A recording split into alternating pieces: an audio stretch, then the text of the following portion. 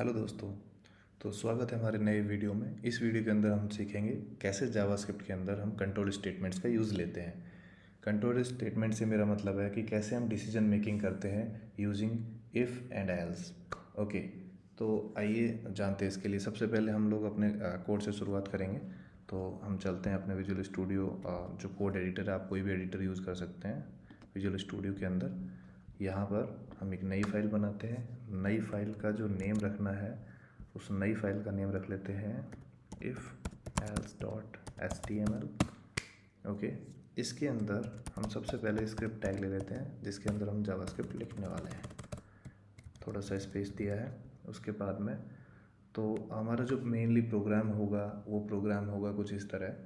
हम यूज़र से उसकी एज पूछेंगे, एज के अकॉर्डिंग हम उसको डिफरेंट डिफरेंट टाइप के मैसेजेस दिखाएंगे। अगर वो 18 का है या 18 से ऊपर का है तो हम उसको दिखाएंगे you are eligible for driving.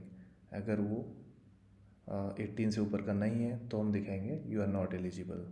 और मान लीजिए कि अगर हमें हमारी रिक्वायरमेंट कुछ इस तरह की है कि हमें अगर वो 16 से ऊपर है और 18 से नीचे है, उस केस में हमें एक और डिफरेंट मैसेज दिखाना है। जो मैसेज होगा कि you are near to eligibility for driving. कुछ इस तरह से अगर हमें कंडीशंस को हैंडल करना है तो हम वो भी केस यहाँ पर सीखेंगे।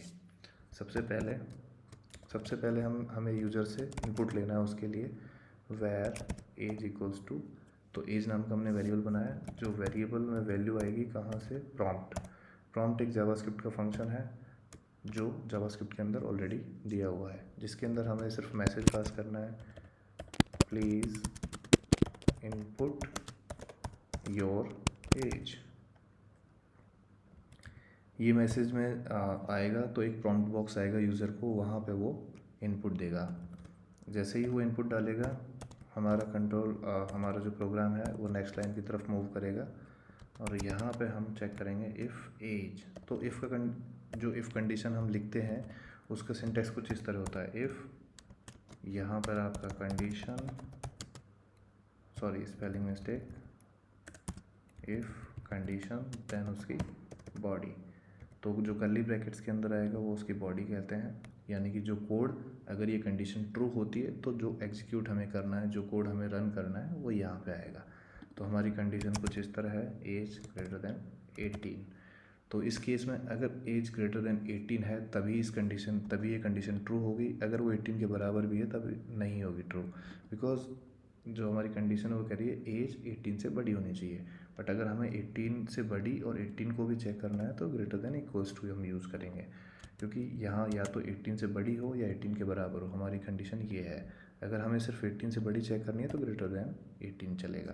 बट हमारी रिक्वायरमेंट है कि हमें greater than equals to use करना पड़ेगा, क्योंकि हमें 18 को भी चेक करना है। इस केस में हम डॉक्यूमेंट डॉट राइट जावास्क्रिप्ट का एक फंक्शन है जो HTML पेज पर कुछ राइट करने के काम आता है। तो हम अपना मैसेज राइट करेंगे यहाँ पर, you are eligible for driving. Okay,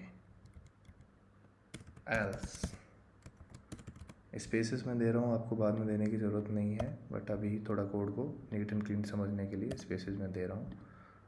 इनको हम हटा भी सकते हैं। एल्स में हम अपना जो हमारा, अगर वो 18 या 18 से बड़ा नहीं है यानी 18 से छोटा है, तो हम उस केस में यहाँ पर लिखेंगे you are not eligible. You are not eligible. Okay, simple. अभी हम इसको किसी भी ब्राउज़र में अगर रन करेंगे तो हम इसको प्रैक्टिस, ये हमारा HTML पेज था, इसके अंदर हम यहाँ पे ये देखिए जो हमने प्रॉम्प्ट किया था तो हमसे पूछ रहा है। ओके, अभी हम लिखते हैं 17, यू आर नॉट एलिजिबल। इसको रिलोड करेंगे दोबारा चेक करने के लिए, हम लिखते हैं 18, यू आर एलिजिबल।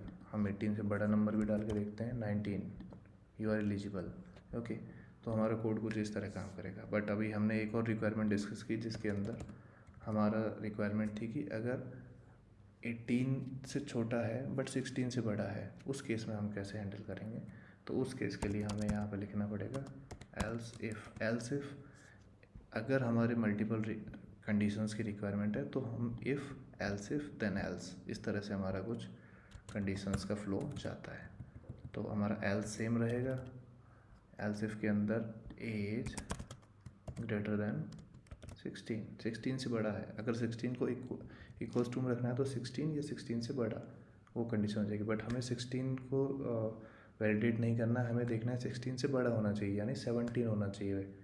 उस केस में ये कंडीशन काम करेगी। यहाँ पे हम डालते हैं डॉक्यूमेंट डॉट राइट,